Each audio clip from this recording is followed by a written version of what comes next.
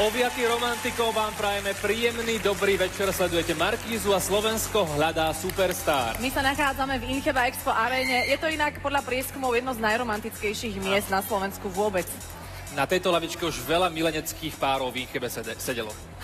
Ktoré sa sem chodívajú prechádzať. A hrajú možno túto hru. Táto hra sa volá Hra na pravdu, alebo je to teda tá škatulika lásky, z ktorej vyťahujeme...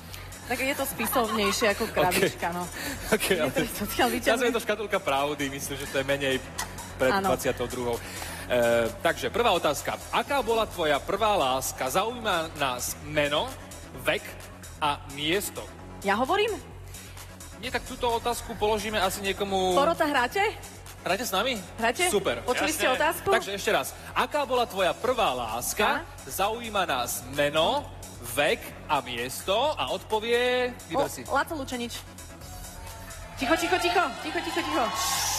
Intimné informácie prichádzajú. Ale napravdu hráme úplne, že napravdu. OK. Mama Júlia. To je suché. Vek. A čo má byť, mokré?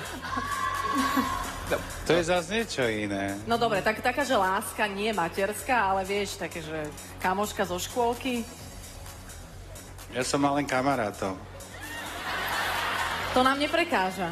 Pokračuj, meno, vek a miesto. No. Ktorá postielka to bola v tej škôlke? Ktoré pyžamko? Nemáme toľko času. My sme mali červené trenky. Aha.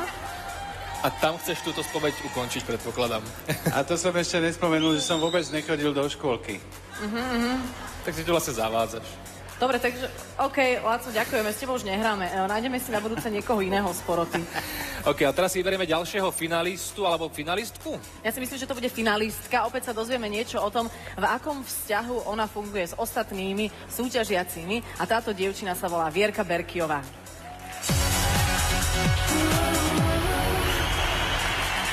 Vierka, tak veselá príhoda s otcom. Toto často robíš? Nie. Teraz čo budeš hovoriť, to bude pravda? Áno. Áno.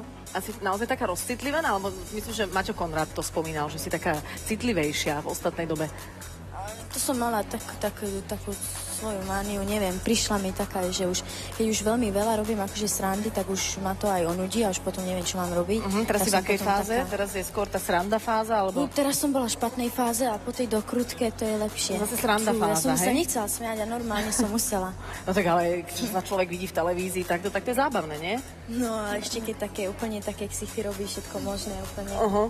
Jasne, to bolo veľmi smiešné. No. To som teda nevedela, že to takto použijú. No, predstav si. Ale... Ono väčšinou, keď ťa niekto nakrúca, tak rátaj s tým, že to použijú. A počúvaj, ten Jojko ti veľmi chýba? Už je to dobré. Už si na ňom zabudla však. No, teraz je... nezabudla, ale teraz mám Marcela a Maťka.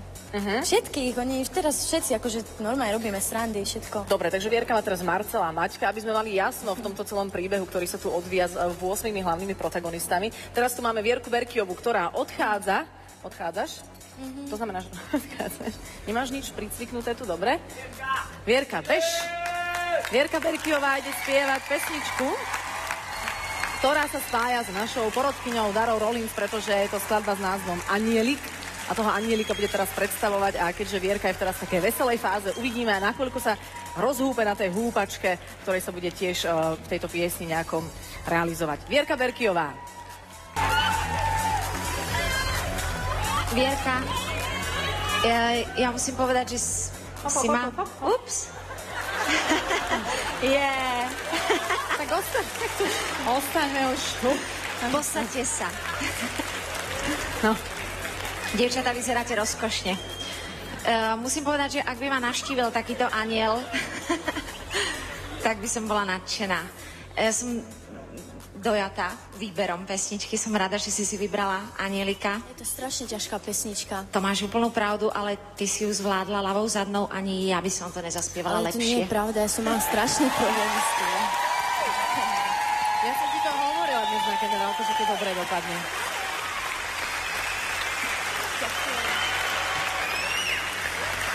Pôvodná interpretka. No. Myslím, že to dopadlo celkom dobre, táto pesnička. Zaujímavé, ty keď začínaš spievať vždycky v tejto súťaži, v nejakom kole pesničku, tak začneš trošku nižšie. Všimla si to niekedy? Povedz, že si to nevšimla. Ale teraz už to viem, tak... Teraz už to vieš? A vždycky sa tak v tretine pesničky dostaneš do takej tej optimálnej polohy ladiacej. Veľmi ťažká vec v rámci rytmu, v rámci toho, že je to celé také vláčne, voľné a tak ďalej. Chýbali nejaké percentá, aby som bol ja úplne spokojný, ale dopadlo to, môžeš byť spokojná, myslím. Ďakujem.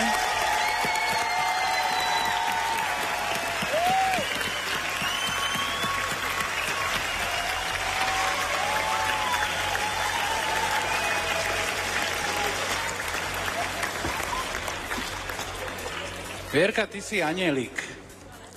Ty si talentovaný anielik.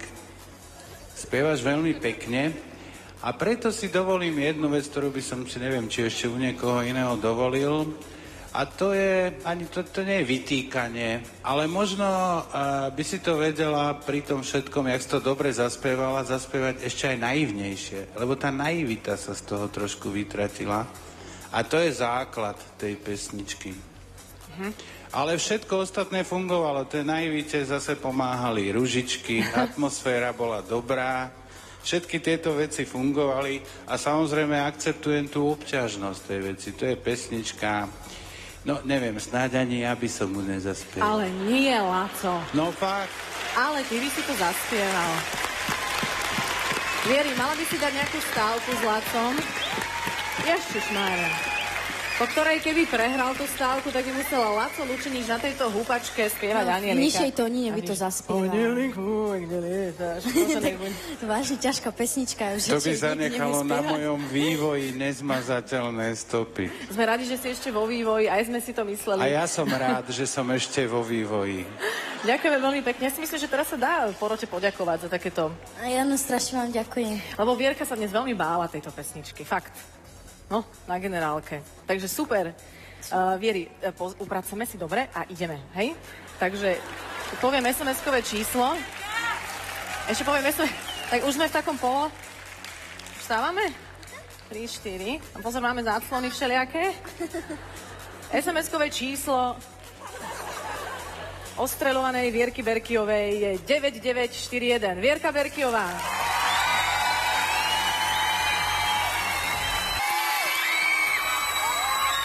Dnes tu zažívame veľmi romantické kolo a v tomto romantickom kole počúvame samé romantické a vydarané skladby a máme veľmi romanticky oblečeného moderátora.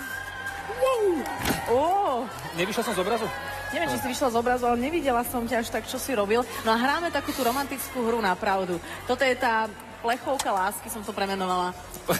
Plechovka lásky a niečo sympatickejšia plechovka. To by mohla byť naša nová skupina.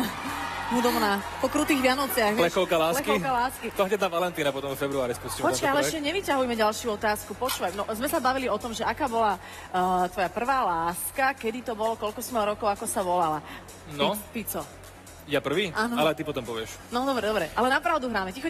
Ale na skutočnú pravdu. Áno. Ja som mal 4 roky, volala sa Zuzka, bývala o poschodie vyššie. Zuzka priezviskom? Už sa nepamätám, ja som mal tiež 4 roky. Aha. Ale je zvláštne... Počkaj, a priezvisko má človek od koľkých rokov?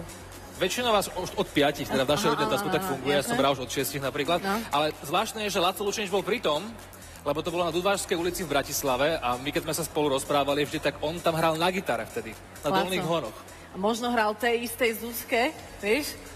Aha, ja je? Dievčatá, tak ja v Ficovom živote to bola Zuzka. U mňa to bol Michal, ja som mala 6 rokov, on mal 7, nebavil sa so mnou, lebo som bola od neho rok mladšia, tak som ho zavolala ku nám na narodeniny a on mi daroval také použité nožničky. Vtedy som zistila, že mu na mne nezáleží vôbec. Možno Michal. si mala zlý strih vlasov teda. A možno, že to tým chcel Si povedať. vlastne naznačoval niečo. Možno bol kaderník, preto ma nechcel. Chápem.